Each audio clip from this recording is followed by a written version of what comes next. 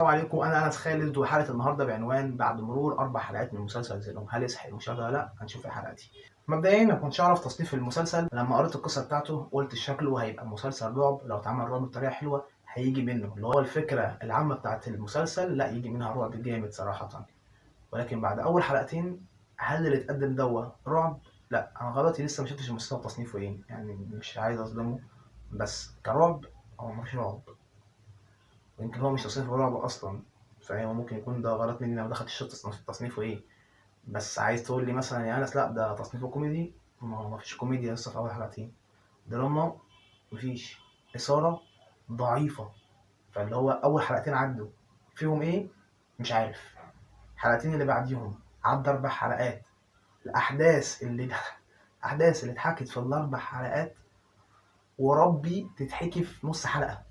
مش كده يعني 4 حلقات وانا عمال امد في الرابعه اللي هو معلش زق معانا اليوم، فاهم؟ 4 حلقات المسلسل يمكن 8 ولا 10 ولا 15، فاهم؟ وخلصت. دخلت عرفت ان المسلسل لقيته 30 حلقه. لا لا، انا 30 حلقه وبالريتم ده مش هكمل. و30 حلقه وانت شرحت لي نقطه في اول حلقتين، خلاص انا عارف ان احنا نوعا ما بندور عن حد. وجو مسلسلات رمضان وافضل 29 حلقه في حلقه 30 يقول لي هو ده؟ لا لا شكرا، انا مش هكمل بالطريقه دي. الطريقه دي محدش بيعملها حلو غير يوسف الشريف.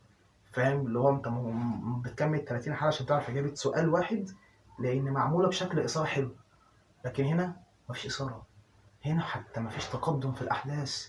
بيرمي لك نقطه بالعافيه يا بابا، مفيش.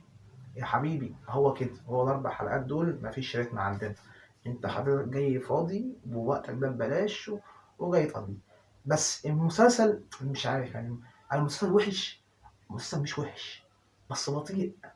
كان ممكن اكمله بالريتم ده لو كان 8، لو كان 10، لكن 30؟ لا لا، كتير عليا فعلا صراحة. وما تفهمش كلامي غلط، اللي هو المسلسل مش وحش، ممكن يعجب ناس. المسلسل اتقسم في أول كام حلقة، يعني مش عايز أقول لك كان عاجبني، بس اللي هو يا جماعة كويس مش وحش. هل مثلا بطيء؟ بس لا، هو مش عايز أقول عادي، هو أقل من العادي يعني، فاهم؟ بس مش ممل يعني، ما وصلش لدرجة الملل اللي هو قدم في الحلقة، لا ما وصلش المرحلة دي. بس ما فيش أحداث. فاهم الفكرة؟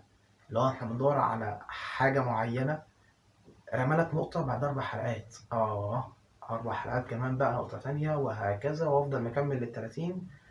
مش عارف، بالبلد اللي عنده طولة بال بقى يكمل ممكن يتفرج عليه. مسلسل مش وحش، بس هل يستاهل المشاهدة ولا لأ؟ من أول حلقة كده ومن غير ما تكمل آخرها؟ بالنسبة لي أنا لأ. بالنسبة لحد نوعا ما فاضي فعليا لل30 حلقة، اتفرج. المسلسل مش هيضايقك.